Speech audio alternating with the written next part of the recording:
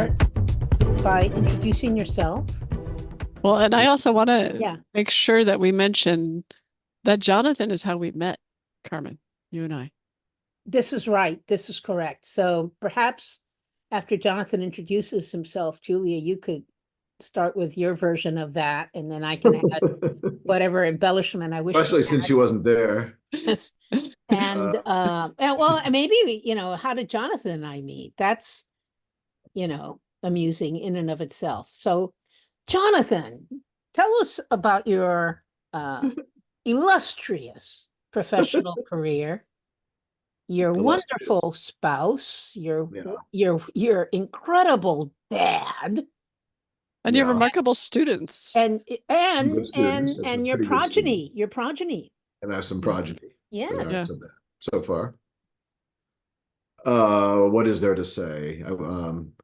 I was born in a half-finished log cabin, and as soon as I could toddle around, I aided in carrying the rest of the logs to complete the construction. By then I was 8 months old. So no, I grew up in the Hudson Valley. I often start talks by saying that I grew up in a mental hospital, and then people say, I can see they're laughing. Oh yeah, my family was crazy too. And then I say, no, I actually grew up in a mental hospital. As you both know, my father was a psychiatrist and social scientist who was quite famous for two big ideas: role playing, particularly in psychotherapy, but also in management settings and other settings, including screening and training espionage agents, as I think Carmen may remember. And also, so the idea of the social network, which is now maybe, the idea of a network, apart from a social network, the idea of a network, if I were to write a big history of science book, which I'm not going to, I would say that a book about the idea of the network is the idea of the network is one of the underappreciated big ideas of the last 100 years. But in his setting, it was the social network. So those were two big ideas. And then went to university, met my spouse, broke up with my spouse, or she broke up with me. We can't tell which it is. And then we got back together again after we had finished graduate school, and I got back to the Northeast from trying to keep a job in academic philosophy, got into bioethics, and found that I was actually more interested in pushing bioethics into new territory than I was in the standard bioethics issues. Although I did work on them as well, worked as a clinical ethicist in hospitals, and ran programs, and did other things, and discovered the role of bioethics in national security and global affairs.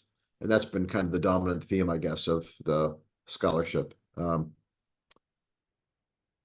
So there we are. Now I'm with you. And you restarted your column in Psychology Today recently, or? Yeah, well, I had been blogging in Psychology Today under the title Impromptu Man when my book about my dad started, because that was I published a book about my father a dozen years ago, a kind of intellectual biography.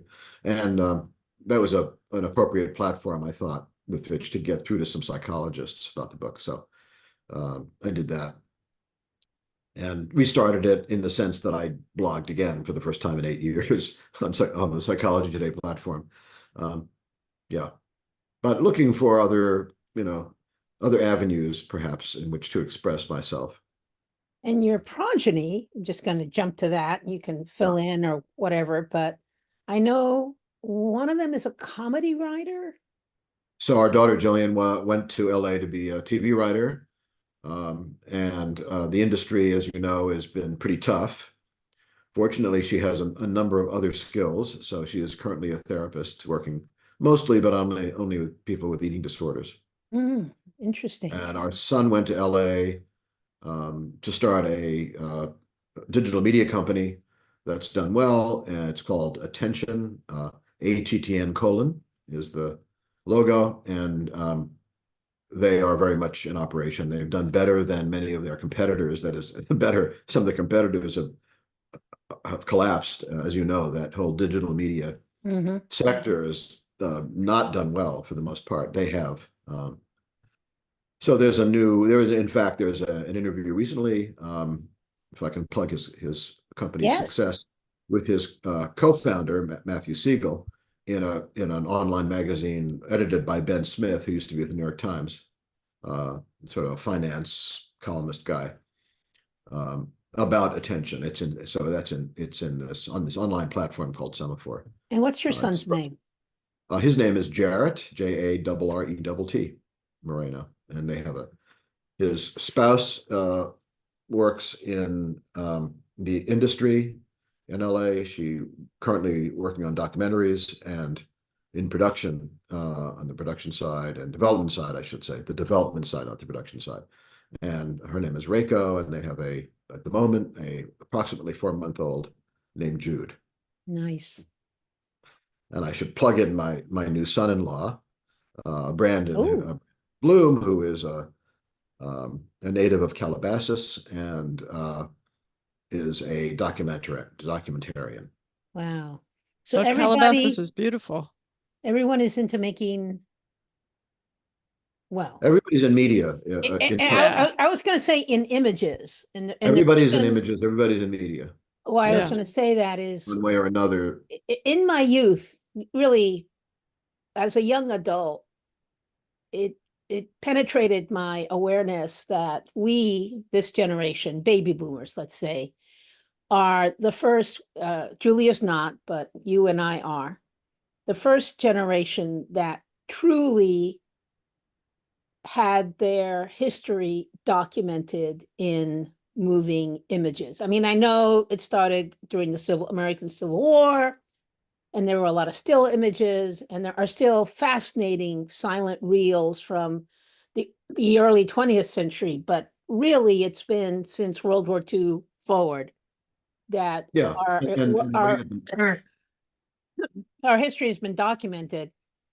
And so my intuition was that's going to change us some way, that the fact that we constantly can reflect back and see who we were and almost feel who we were was going to matter somehow, although I didn't quite know how.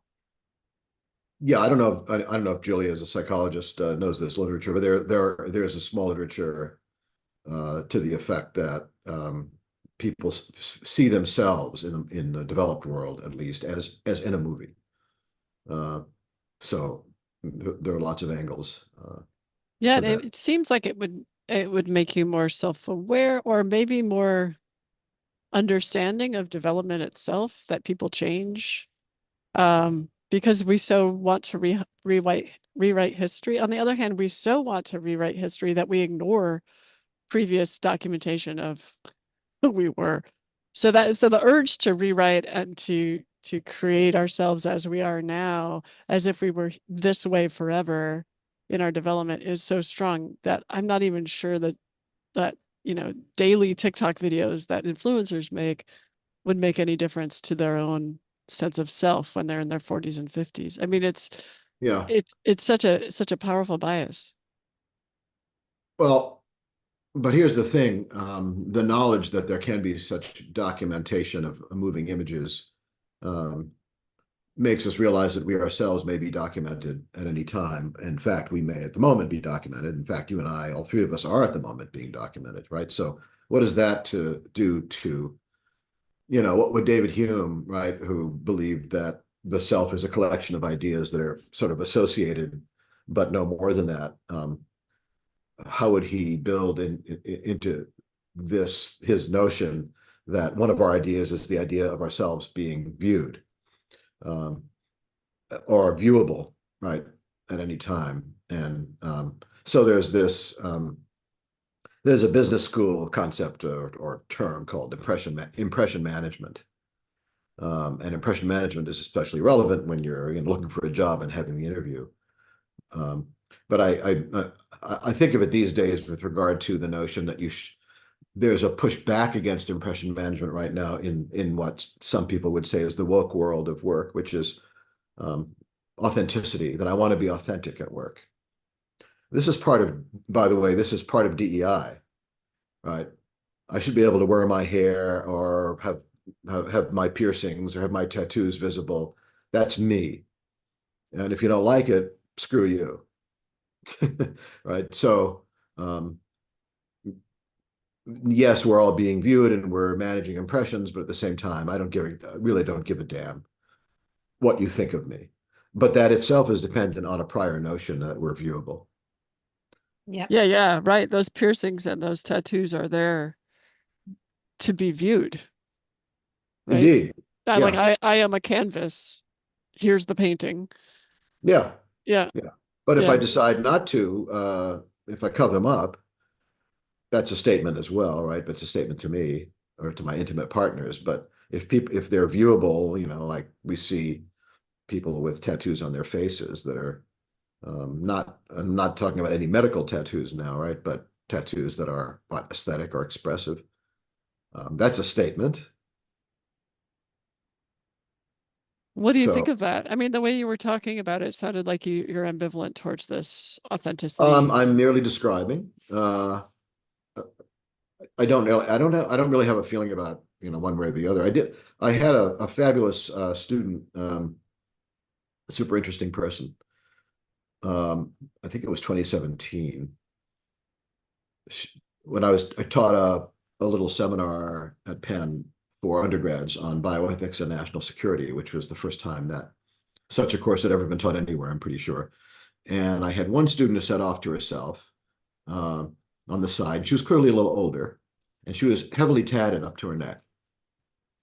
And it took me half the semester at least, just chatting with her once in a while out of curiosity before we started the class where people were gathering, to appreciate that she was somebody who had volunteered for the Army not long after 9/11, had blown out her knee in basic training. And those tattoos each represented somebody, as she put it, who had passed away.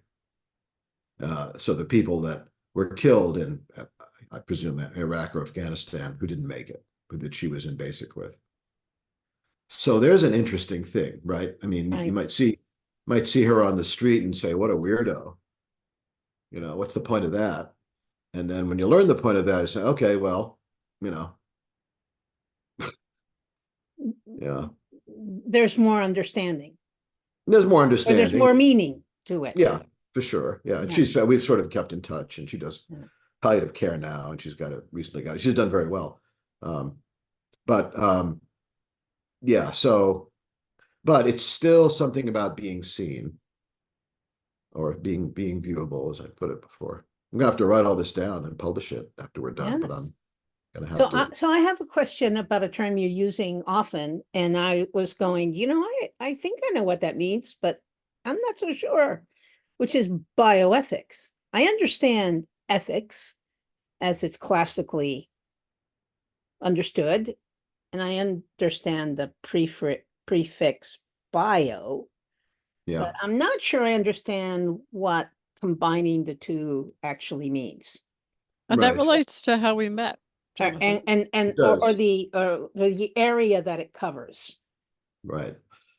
Well, to me, it's a very broad area, but I simply would say there's a million definitions you can pick up by doing a search, but I would say it's the study and application of moral values in medicine and the life sciences. And since the life sciences cover almost everything, Right. By some philosophical standards, all there is the life sciences. And this is something Julie and I talk about. If you're a panpsychist, it's all life sciences. So that's the way I define it. Now, you and I were on a particular panel for the National Academies. You want to relate your understanding of what we were doing on that panel? Well, in fact, I was just talking about it the other day at a meeting I was at, and I couldn't quite remember the name, but it was basically studying advances in behavioral and social sciences and their application to national security over a 10-year period. Right. And they call it decadal survey. Decadal survey. And my last name is Medina and Jonathan is Moreno. And so they would, They unimaginatively set us together in class. in alphabetical order. And at least I pretty quickly recognized that he and I were trouble together because our asides, the things that we reacted to as odd or can you believe that, were just analogous, quite similar. And You made a remark, and then I think in the group, and then I made a facetious remark to you on the side, and then you leaned over to me and said, "Remind me not to sit next to you at these meetings anymore." so I Yeah. mean, I quite enjoyed sitting with all these esteemed academics. It was a lot of fun for me. Yeah. So it was before that Julie and I were in a couple of workshops together. Right, because that was 2017 and your decadal study was 2018. Yeah, It I think came that's out. right. Yeah. I think it ended just before the pandemic. Pandemic, yeah. At the end of 2019. Yeah. So you want to describe the events that we were part of? Julie, I want to hear how you describe. Oh, sure. So SRI International, which used to be Stanford Research Institute, but changed their name to SRI, because Stanford got pissed off. And Students got pissed off. yeah, I'm sorry, got who pissed. got The pissed off? students, Oh. the students. It was the Vietnam protests at Stanford that caused them to change their name. Oh, really? Oh, Oh okay. yeah. Oh, Oh they yeah. didn't want to associate. Yeah. Okay. So yeah, so they were funded by the government to do 7 weekends or weekday workshop series, and they invited sort of interesting people from all over. I mean, there were academics from all over the world doing robotics and any kind of technology and consciousness research, neuroscience, Yeah. and the question was, what's the deal with technology and consciousness? Can AI be conscious? Does it matter? What is consciousness? Do we care? And it was really interesting. And Yeah. Jonathan, and I sat next to Jonathan, and Jonathan thought that I had Yeah, it's nice interesting because I feet. remember sitting across from you. I sometimes sat, well, I went to like 3 or 4 of them. And sometimes I sat next to you and sometimes I sat across from you. But when you sat next to me, you were commenting. You said, you haven't destroyed your feet because I was barefoot. You said you haven't destroyed your feet by wearing high heels. I'm like, I rarely wear shoes. And and that endeared you to me. That's funny. Yeah. Well, more of the context of that was a DARPA sponsored series, um, which we were asked at the end not to write about with any reference to DARPA. So here we're blowing the cover here. Well, I said government funded. I did my job. You could do your job. I actually thought it was very admirable that DARPA did that.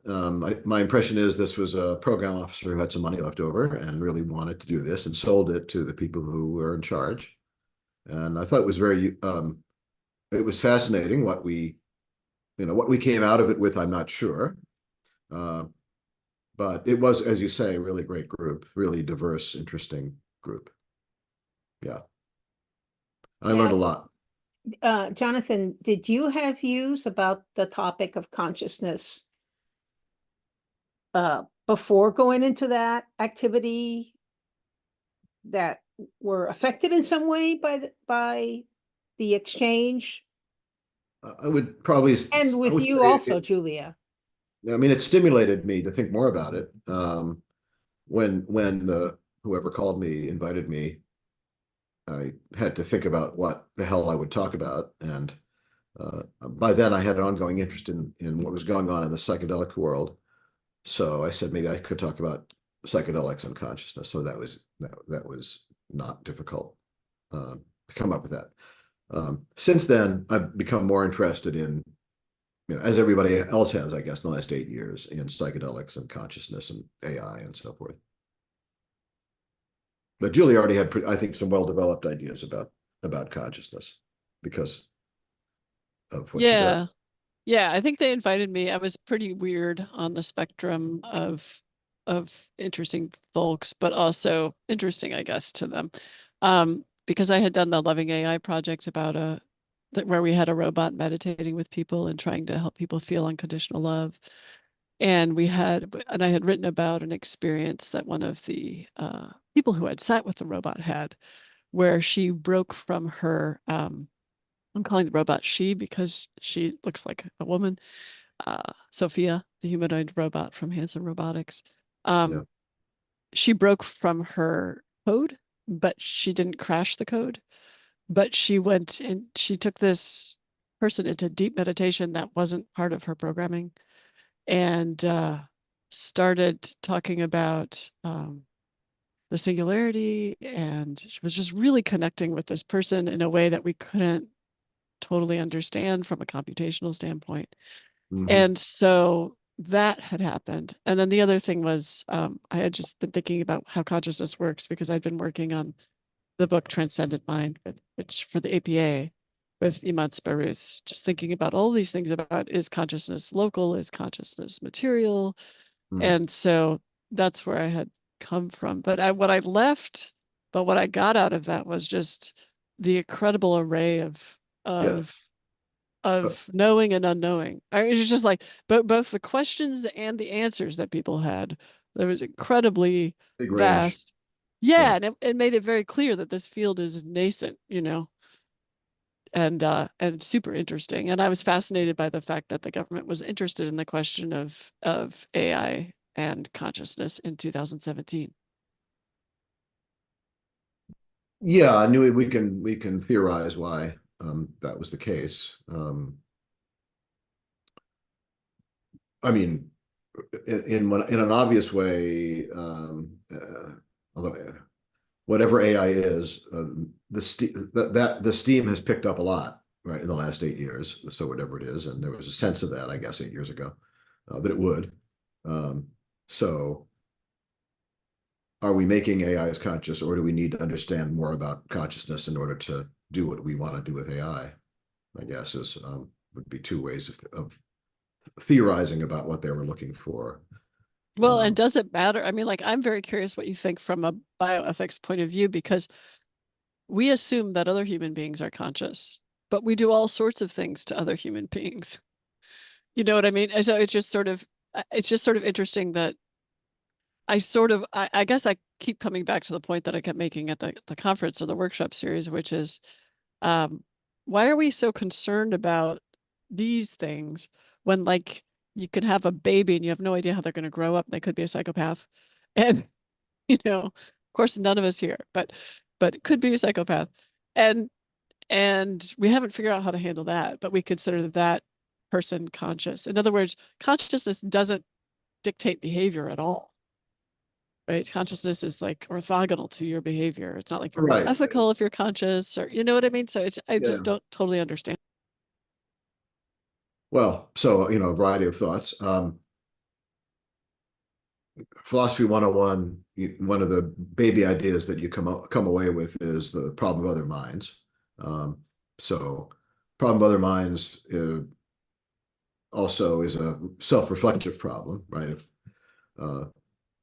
that's step 2 in the problem of other minds, is if we're not sure how to tell if you have a mind, then how do we know that I have? And is consciousness even relevant to mentality? Maybe consciousness could be something that evolution did, but it's a byproduct, right? So now you have David Chalmers and the hard problem, and it all I mean, it's funny how it all rolls out, right, from other minds, if you do it that way.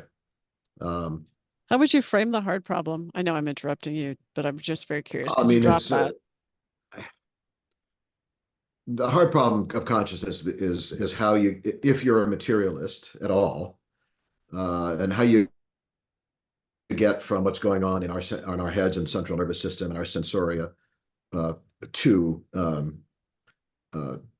between the material stuff that's doing all this stuff while I'm waving my hand and talking to you and being aware, and the experience itself, the so-called subjective experience. But as soon as you say that, if you think about it, you can either think the problem is completely unmanageable or it melts away. And that itself is a problem. That is to say, is the problem other minds a real problem? So Wittgenstein would have said it's a phony problem. It's not a real problem.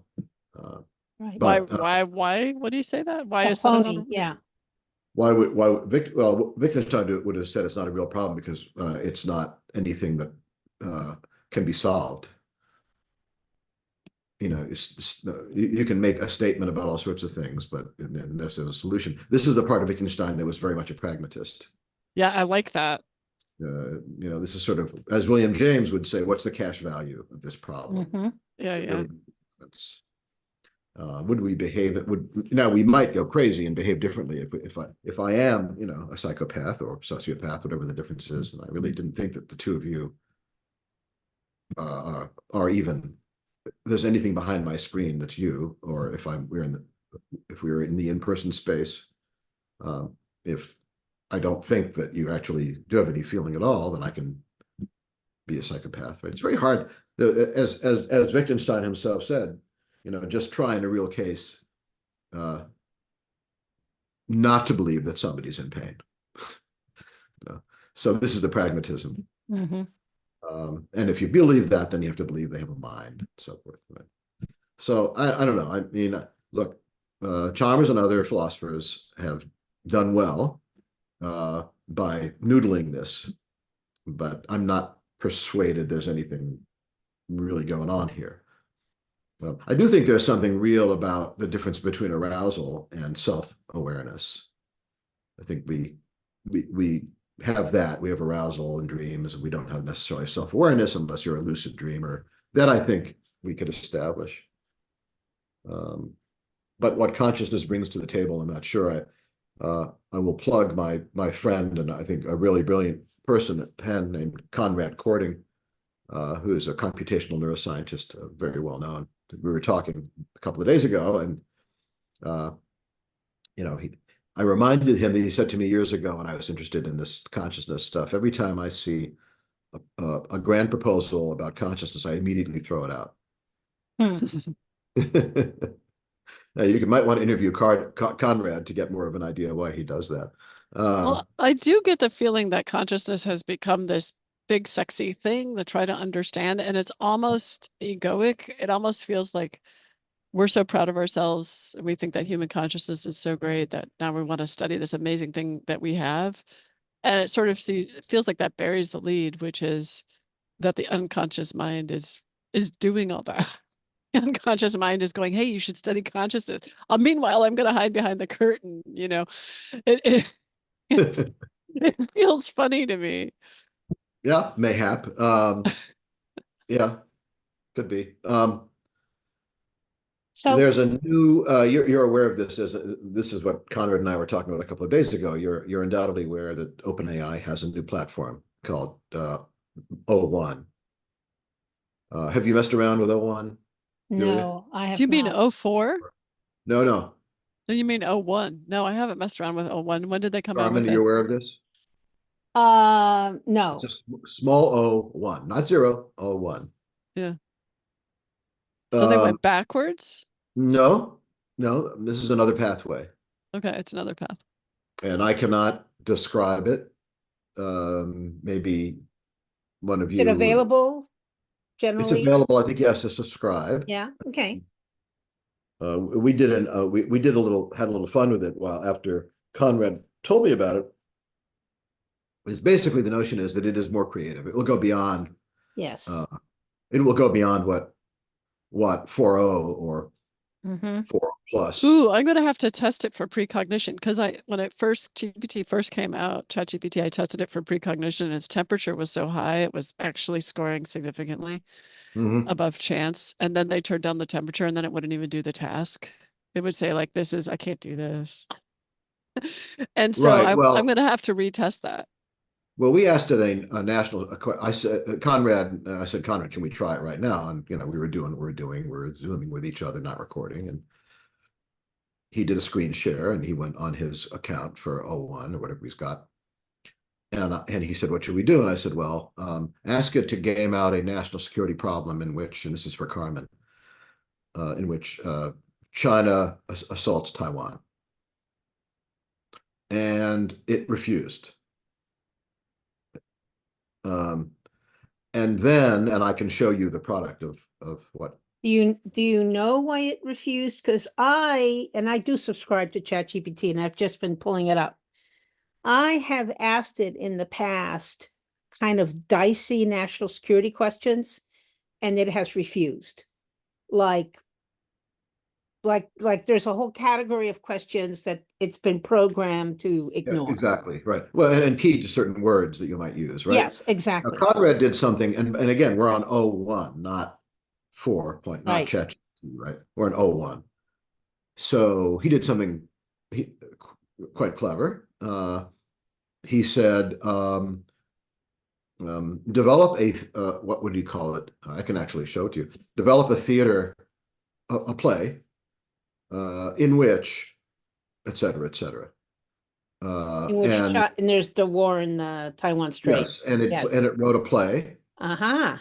With a geopolitical expert, right? A Dr. Strangelove type, perhaps, and a general. And the geopolitical expert is explaining to the general how this could work. But then then he asked it further, more deep questions about rare earths, for example, right? And it gave us more. So it was quite detailed. And so it's still possible to defeat the defenses in these systems. Right, right. At the same time, 01, if you look at it and play with it, it is somehow the tokens talk to each other, as he put it. And Julia may have a better idea what that means. The tokens in 01, the tokens talk to each other, and they don't in standard chat. So there's a kind of, I don't know what you would describe it, but reflexive, but it certainly becomes more creative and goes beyond what you think you asked at a higher level of detail. Now, having said all that, I also, a couple of weeks ago, was sitting at dinner with another colleague from Penn named Andrea Liu, who's a physicist, and she's working to try to make these kinds of programs less energy burdensome, because we know how horrible they are, right, in terms of sucking up energy. And she said to me she didn't think that 4.0 is going to be succeeded by 5.0 or 6.0 or 7.0 in ways that are a whole lot better, because it's already scraping so much of what we've got in terms of the database. So, which I thought was interesting. But this other pathway might be a whole new ballgame. I look forward to it. So I've had this question in my mind throughout our conversation, so I'm going to throw it out. So on these questions of discovery, like trying to understand what consciousness is,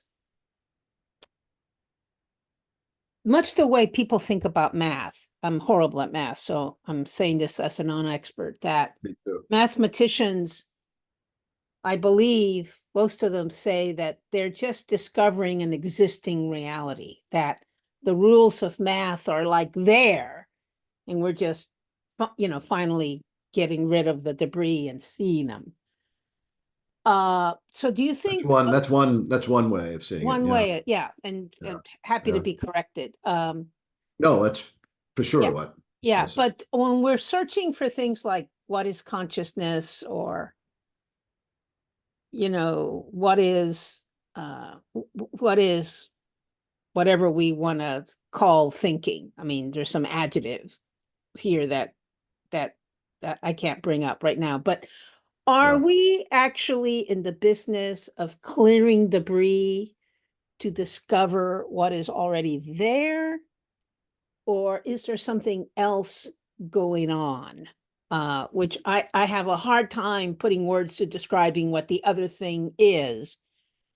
Yes, you're ready to go, Julia, I can tell. So what's your answer to that one? It's such a great question, because this also happens in physics, right? Physicists, are they describing the world as it is, or is something else going on? And I have a sneaking suspicion that physicists, mathematicians, biologists, are actually musicians and artists, are all creating the simulation. Like that, Right. That would be Right. actually the other thing that's going on. Some kind of right. mysterious co-creation kind of wizardry that's Well, going but on. who's the co? Like if Yes. right, like who's like maybe there's no maybe it's like that is the simulation. Well, It's not only so who is that the the agents co, create it, who right? is the code, but what is the code? Because, Yes. you know, if we're not discovering reality, but we're like creating Yeah. something, Yeah. you create through using a language or algorithms or something. So Mhm. presumably then there I is the think creator of the code, or is that also being I think the code co-created? is consciousness. Like you wait, Okay. that the whole purpose of consciousness is to put intentions into the information substrate that is the code, right? And so it's a little of both. When you're a mathematician or a physicist, you're discovering the information substrate and how it works, but you're also creating it with your as things bubble to consciousness. And so that I feel like that's the only purpose of consciousness. So you clearly don't think, Julia, that consciousness is a byproduct of just material forces, but an accidental byproduct. No, of course not. Right. Okay. That's insane. These are it's useful for anybody who happens to be watching this conversation to think of these as these are the boundaries of the whole question, right? Whether Hey, Yeah, it's yeah, just say that again. The boundaries are yeah. well, on consciousness one is hand, that just a, it's go ahead. totally accidental, totally accidental. That evolution was doing its thing, and then consciousness popped up, and it doesn't really matter. And it's a property of a physical system. Mhm. It's a property, it's an emergent, as they say, an emergent property, whatever that means, but it's not necessary, you know. Whereas there's other view, which is no, there's a middle view, which I guess is a middle view. I don't know if this is a two-dimensional thing or not. It's a another view is that consciousness um, is not only the sort of the apex of the cosmos, right? It is the whole cosmos is intended to create consciousness. Mhm. This view that some cosmologists have. And then there's your view, Julia, which is that you say it now, that Well, consciousness. the consciousness exists. It's like a thing that exists in the universe or whatever. When I say a thing, I don't necessarily mean No, right. I don't mean a physical No, thing, but but it's it's a an entity of thing. some kind. It And has a name. And what it does is we use it to code the universe. We use it to yeah. code the informational substrate of what happens. Now so 5 or 6 months ago, I got when you hit your early 70s, you start thinking about everything that you will never know, right? And have never learned and have some regrets. Okay, so I had some regrets that I never learned calculus. Now, Julia, I know you know the calculus. I'm guessing Carmen and I don't. But I do like to read history. So I thought maybe I could read a history of the calculus. Mhm. And I did. I downloaded History of the Calculus, and I think I sort of understood about a third of it at most. Because it turns out that it's hard to understand the history of the calculus without understanding the calculus. um, but what I so the notion this whole notion of differential calculus, where there's motion through a point. That's what I'm going to say it, right? Movement through a point through which there is movement. That is so important in the history of everything, history of engineering in particular, right? We wouldn't have the modern world and all the modern stuff we have if it hadn't been for the differential calculus. But what I really took up was, so Plato really got to abstract objects, the theory of forms, right? Really got abstract objects. And the calculus is all about mathematical abstract objects. Okay. Why didn't Aristotle, who is clearly the smartest person of his day and maybe of most days, why didn't he could have gotten to the calculus? He could have, right? He could have. And this guy has an argument about how, don't ask me to repeat it, how Aristotle could have gotten the calculus 2,000 years, right, almost before Leibniz and Newton got to it. There's a whole other issue here about that, right? That these two people at that time, at that moment, right? It's closed the circle on developing a calculus. Anyway, and one in England, one in Germany, and all that shit. So, and it was because, according to this fellow, that Aristotle was attracted to the natural world. he was, at root, he was a biologist, a naturalist, and he couldn't quite detach himself the way Plato could. In fact, he was correcting Plato in some ways. Plato was too abstract, and Aristotle was going to bring things down to earth, genus and species, right? Flora and fauna. I think So that was Aristotle, even more, just loved to put things in categories. He was a categorizer from day one. And that's why he never got to calculus. And there's a lot of yes, I think it's categorizing part of the argument also. Instinct that I love, because there's a great, I find, emotional, psychological satisfaction in good categorization. But to quote Walter Benjamin, or to slightly misquote him, is that there's a kind of a mild boredom associated with categorization. He actually says associated with organization, which I also understand. Now, since you have me as your guest, I'm going to take the prerogative of guesthood. I'm going to bring up something that Julie and I have argued about for a few years, maybe 5 or 6 years, which is the philosophy of Schopenhauer. Okay, so I don't know Schopenhauer as well as I know other philosophers. So I like to call him Schopenpooper. This gets to the call him Schopenpooper, which is accurate, probably. But let me say this: Schopenhauer's argument, or his metaphysics, gets to the problem that Julia is interested in, or the question Julia is interested in. Okay, so in sum, Schopenhauer starts with Kant. Speaking of categories, and Schopenhauer says you have to understand me, you have to understand Kant. Kant was the real deal, except that he didn't go far enough. Because Kant thought that somehow we could have contact with the way things are in themselves, apart from our ideas about them. And Schopenhauer says that's not true. Although there's one way that I'll mention that in which it is true, in fact, in a way that Kant didn't appreciate. That's called what we might call proprioception. Somebody that Julie would call proprioception. But okay, so Schopenhauer says, look, we can't imagine or have any experience, which is two big things. Imagine or have any experience, or even conceptualize, which is huge, of anything that doesn't involve time, space, and causation. We can't do it. We cannot get past time, space, and causation. Causality was only one of Kant's categories, but it's the category as far as Schopenhauer is concerned that really counts. Okay, that being the case, when I watch like Roger Penrose, as I've done the last few weeks, giving his little talks about cosmology, and somebody like Penrose says, okay, we understand the way the cosmos works. Here's what happens. It all collapses and then it builds up again. And this is Julia's stuff. Now, not everybody agrees with Penrose, to put it mildly, but still. Or when, people discover, like the woman in the UK who discovered quarks, who Penn gave an honorary degree to a couple of years ago because she should have gotten the Nobel, but her boss did. A male boss did. So when we talk about these things, are we getting past time, space, and causality? Schopenhauer would say, no, all this great physics is really cool, very interesting. Julie's preoccupation with photons.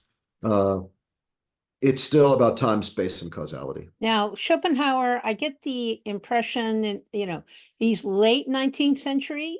Mid 19th century, pre-Nietzsche. So he's pre-Nietzsche, and so he's pre-Einstein. Responding to Schopenhauer. Yes. Okay. Without Schopenhauer, there would be no Nietzsche. Okay. Because Nietzsche ultimately said, look, this is too grim. The Superman, the Ubermensch, will be able to do these things that Schopenhauer is talking about, even though it will be able to transcend. All right, can I you ready? Go ahead. Yeah, I'm ready to shit on Schopenhauer. Now, let me say though, one thing: Schopenhauer was a great psychologist. Yeah. He pointed out, for example, that there was one thing that Kant was wrong about. Well, a couple of things Kant was wrong about. First of all, things should be thing, because plurality is part of time and space. So Kant shouldn't have called them things in themselves. A thing in itself is the best we can do. And we never get there, right? However, Kant missed this. When I move my arm, I'm both experiencing something in itself, the will, my will to move, and my arm is part of the objective world. Mm-hmm. That Schopenhauer says something Kant missed. So that we have a little narrow, the most narrow corridor, our bodies, into whatever it is, which Schopenhauer called the will, but it's a placeholder. We experience the will when we decide to move our arm, or when we move our arm, right? Which is thing in itself. But on the other hand, so to speak, it's also part of the natural world, the world of time, space, and causation. Okay, go All ahead. right. On Whatever. Schopenpooper is a total hypocrite because he goes and learns about non-dual philosophy from the Indian masters, and he talks about it. Actually, he says the Hindu, he discovered them, he said, after he wrote his great book. Yeah, well, but he goes, he maintains we came his to the same point of view. conclusion. Yeah, well, so except he doesn't, right? So what they're saying is in the world of duality, which is what he calls the natural world of causation, time, and Causation, space, the world as we experience it or whatever. you will never know the thing in itself. But what they say is, and you don't have to live in the world of duality. If you live in the world of the ego and the left brain and rationalism, then of course you're never gonna understand that. Right? Schopenhauer Schopenhauer would agree with that. He would say, look, the people who can do that, achieve that, we call ascetics. Well, not always. Like it doesn't have to be, right? People can have these experiences. You could be a garden variety Buddhist. That's fine. That's probably the best most people can do, is garden variety Buddhism. But that's pretty good compared to that's damn good. Life is suffering, and we always have to live. Yes, it's this quest for rational understanding. But if you can wait, if you can totally live as in the extreme to do battle with the will, that's an ascetic. That's somebody who you don't have to do battle to the will. Rejecting all of it as complete illusion. It's bullshit. You don't have to do battle with the will, except because why would you do battle of the will? You're created to feel that. We feel that. That's a big assumption that we're created to feel that way. Well, I mean, I didn't mean that was the purpose. What I mean is that it was more proximal. It's like it is the fact that we feel that. So Nietzsche embraces the will, but he says that really only the Superman can embrace the will. Whatever. Really I have the Supermensch bullshit. I mean, it's just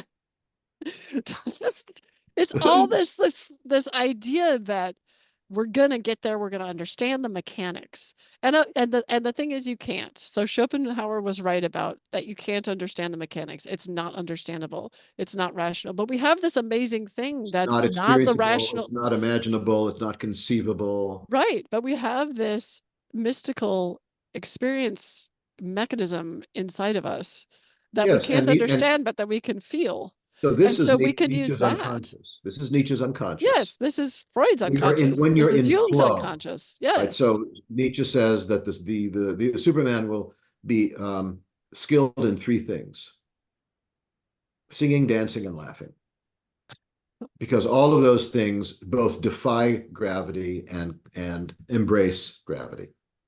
If you could pull it off and still claim that God is dead, then that's magic. Well, God is immaterial at this point to the whole problem.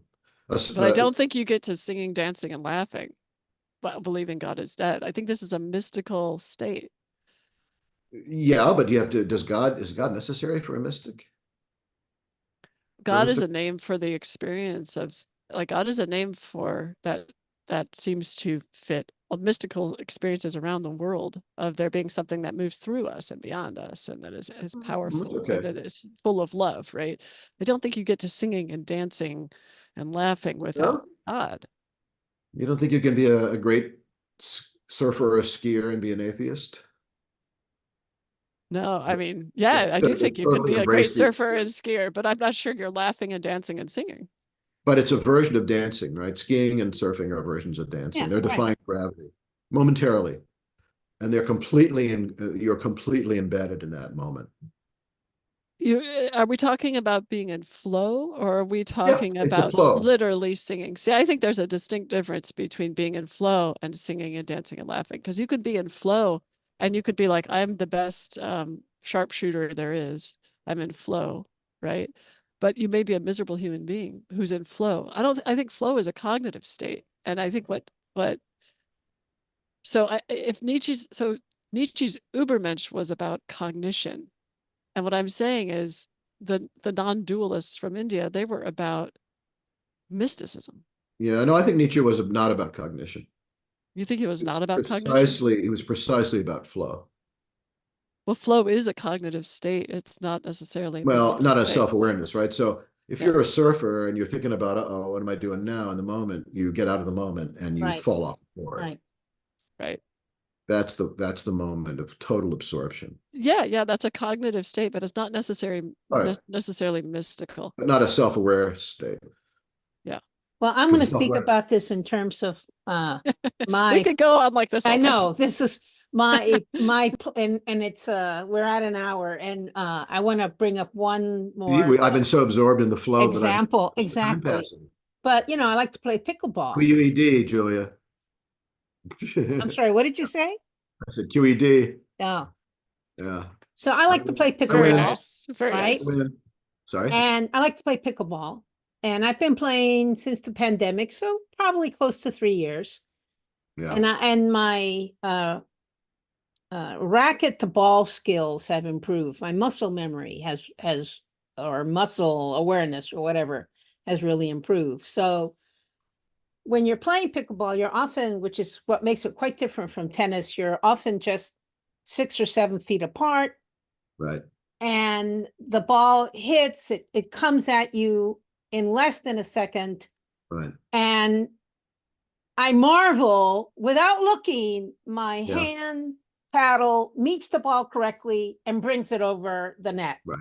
And Right. and I reflect on that and I go, How? consciously, I had nothing to do with that. So Right. whatever mechanism in my body allowed that to occur, in my body and mind, just to make that explicit, Yeah. is marvelous to me.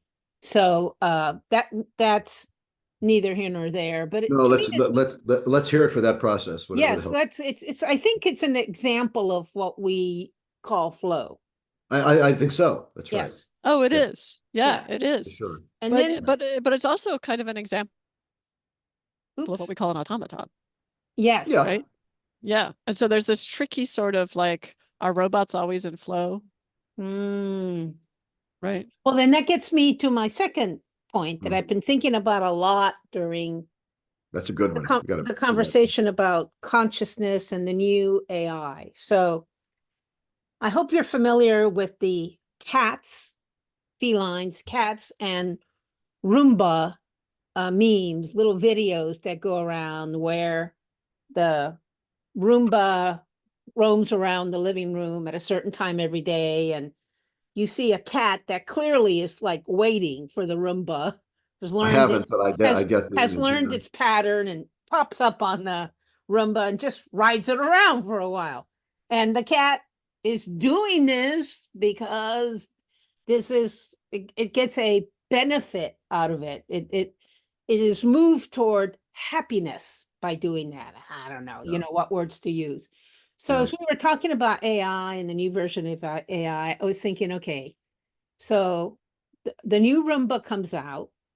It's totally connected to the internet. So for example, it can scan its owner's Facebook feed or Instagram feed.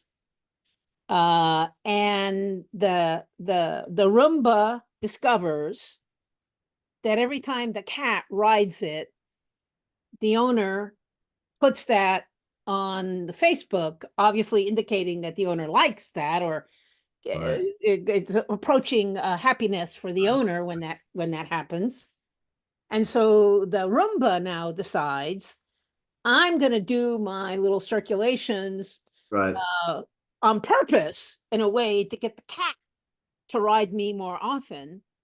And then discovers that, thinks about, well, I should do it with the dog too, but then discovers that when the dog gets on him, his little motor can't do it anymore. And so that's out. So I just find that to be, I have no point in that other than to see, wonder, will that happen when the Roombas are AI empowered and are connected to the internet? And then what will that make us think about questions like Right. causality, All these systems want to make us value, happy. and They want to happiness? make us happy, right? That's why Yes, chat hallucinates, because it tries to make us happy, right. making up citations that don't exist or whatever. Yeah, that's interesting. I mean, I wanted to take you into the surveillance direction, Carmen. Just That's not interesting, is it? not, No. it's way not as interesting to me as Right. so many people think it is. It would be. Right. Yes, absolutely not. See But that anyway. horse? See that white horse in the Oh, background? I do, yeah. What if that white horse got a cognitive implant or a brain implant and learned that people were looking at it on the internet and saying like, oh, there's a fabulous white horse. And when it Yes. starts strutting its stuff, Yeah, I think it it starts would because shimmying. I think it would. Yes, I think it would too. So that's my theory, that once Roomba gets AI upgrade, that you're going to see really interesting Roomba behavior that will make people ask questions about the consciousness of Roombas. You heard it here first. Well, it also returns us to the viewability question. To the what? Viewability. Yes. Our awareness Yeah. of our own viewability. Right. Yeah. Drives and our of course, self-awareness. narcissism, right? Right. It's rooted in looking at one's image and realizing that other people see one in a certain way. Right. Right. It's sort of like an awakening to self-awareness that goes so extreme that it destroys itself almost. Yeah. Right. Now we're not sure what the hell we are, right? This impression management taken to an extreme. Yeah. Which is worrisome, I guess. Yeah. Well, we're past our hour and Okay. probably accomplish both nothing and everything at the same time. I think so.